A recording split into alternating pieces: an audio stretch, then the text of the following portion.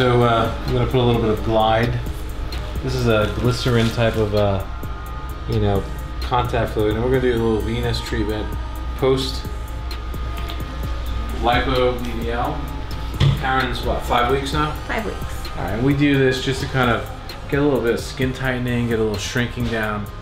We do it almost on every lipo patient because we just feel like it speeds the healing process. The whole thing about radio frequency, it's a multipolar RF. Very comfortable, the venous system is really good. Gets a lot of work in our office. And what we do is, anybody who's had lipo, we do this treatment on for the first 6 weeks. We do it once or twice a week, depending on how much lipo they've had. And the goal here is to get this temperature up to about 40 degrees centigrade, right? And we're basically gonna heat this area here. You can see, you know, let's get this kind of moving around. And at 40 degrees centigrade, for about 10 minutes, we get skin contraction occurring. And that's permanent.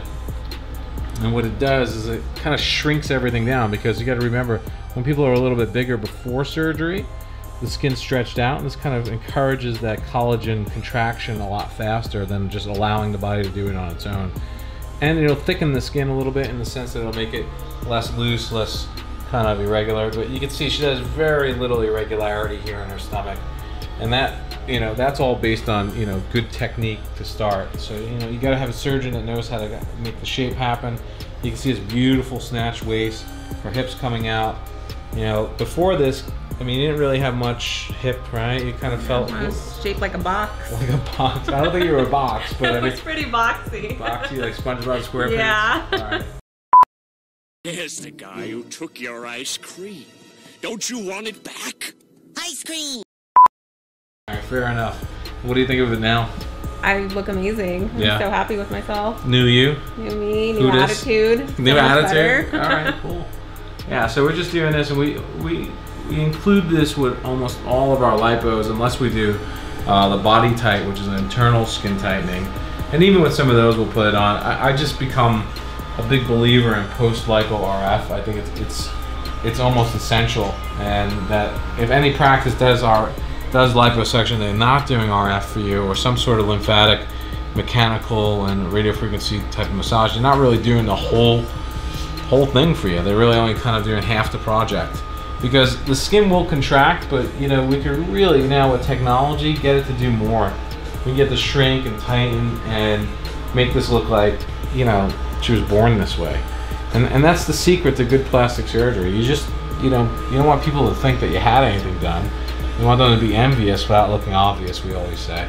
So it feels warm, right? You can kind of see over here on the machine, the temperature is going up. You can see the temperature in the top left over here. We want to get her up into this green area. It may take a few minutes to get her there, and then once we're up there, we're going to stay at that for about, I don't know, 10 minutes. And that's when we induce neocollagenesis, which means new collagen synthesis.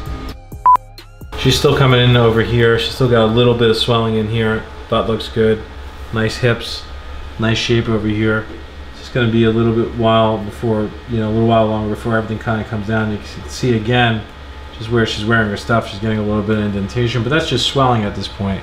So again, it's a work in progress. The body's healing itself. Remember, we had these back rolls and these big love handles here. They're all gone now. And just a little bit of time. This looks good. You can see our incisions. Put your arms down to your side. These are where our incisions were, here and here. They're healing up beautifully. There's one up here, you can barely see it. It never really shows this one. This one's beautiful. I don't like putting incisions on the back where they could be seen. These little things just hide perfectly.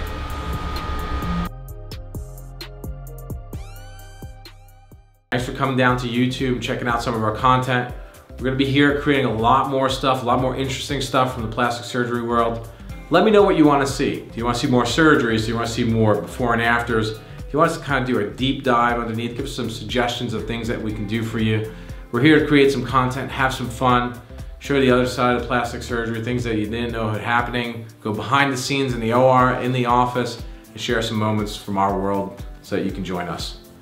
Again, follow me at Doc Vegas on Instagram. We'll see you guys soon.